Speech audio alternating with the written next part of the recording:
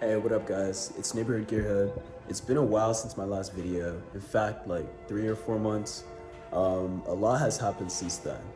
First, I want to thank you guys for watching my videos and subscribing. The number, oh my goodness, I can't believe it. It's crazy, guys. Thank you so much. All right, so today I'm going to tell you guys a story about what happened with my Mustang and what I was doing for the past 3 months. I got myself something I wanted for a long time, a pair of BC Racing coilovers. This was a purchase that was big to me. You know, spending $1,000 on something just for my car was crazy to me. Usually I try to be a little money conscious since I don't have that much money. The coilovers come with pillow ball top mounts. They're camber adjustable, ride height adjustable, and there's 30-way adjustable dampening on the front. So you can do 15 soft or 15 hard. I'm just gonna show you guys some clips of videos I took along the way because I was planning on making this video as I installed them, but as you're about to hear, I ran into a bunch of problems. So to start, my friend Alex and I, we spent all day removing the front shocks and the struts and replacing them with the coilovers.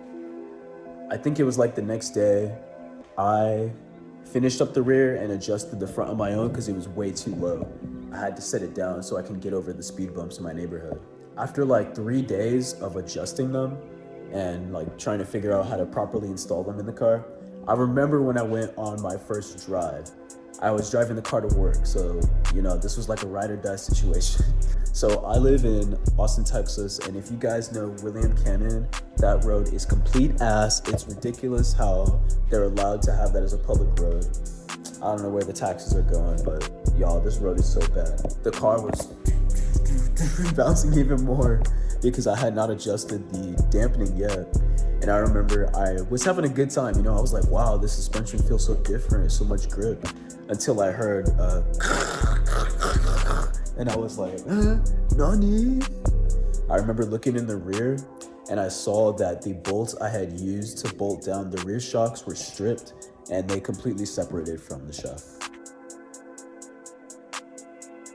I didn't know this before, but you know, this is how it is with cars. If you're not super knowledgeable on something, sometimes you make a mistake and you gotta buy a new part or something. The BC rears use the factory bolts to button them down. My car doesn't have those anymore because I had the KYB shocks on at the time, and I didn't know there was a difference between the factory and the one that comes on the KYBs. And I actually didn't find this out until I ordered the factory bolt. Oh my, I was so mad. I ordered it in the mail and it was another KYB like bolt. It was the same one that the KYB works with.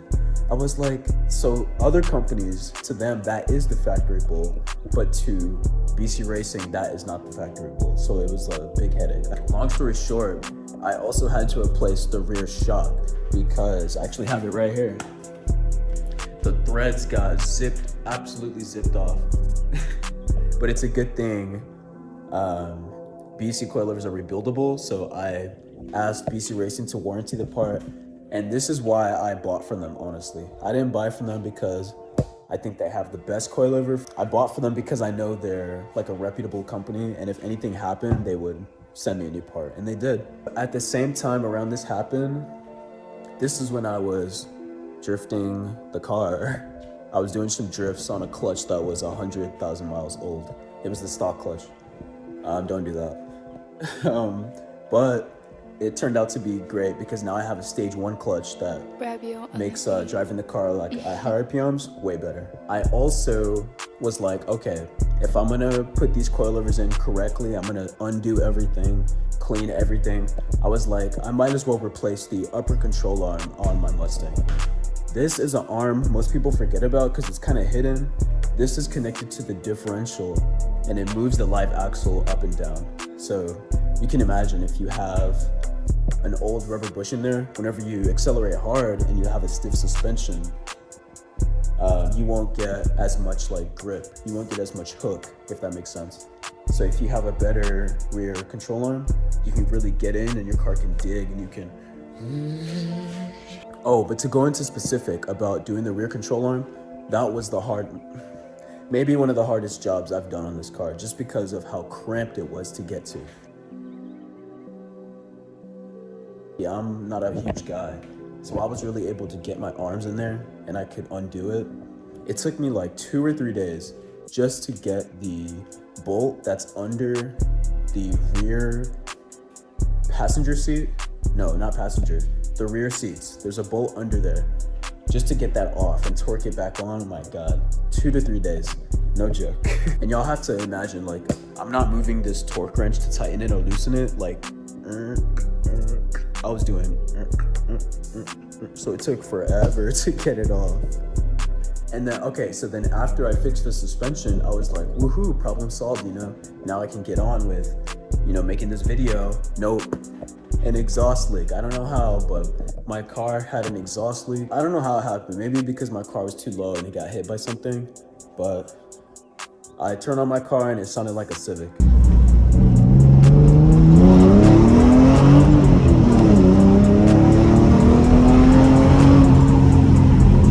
At this point, I was fed up and I wasn't gonna do it myself because I don't know how to weld yet. So I took it to my friend's shop and he welded it up for me. I have to say, ever since I got the coilovers, the car rides amazing. I see why like people use them when you drive on mountain roads or curvy roads. It's crazy, the car hooks so well. There's zero body roll. I can feel the front and the rear moving independently. There's no more sway. And as I mentioned, the pillow ball joints that's on top of the shock, the front shocks, those give you so much stability, it's crazy. I remember you could hear every little creak with the springs and the shocks. Whenever you turn the wheel, the steering wheel, you hear like, because the shock and the spring were bolted together and then that was bolted to the car, you know? It was like a bunch of little things moving. But with the coilover, it's a single, hard, super well-built thing with a super thick metal plate as the joint. So that made a huge difference. The car feels incredibly stable and it's way easier to drift now. I really love how low it is. It looks so good. This is how I always imagined this car. All right, as you guys can see, I think it looks amazing. Since the coilovers are completely adjustable, there's so much room for me to tweak the setup.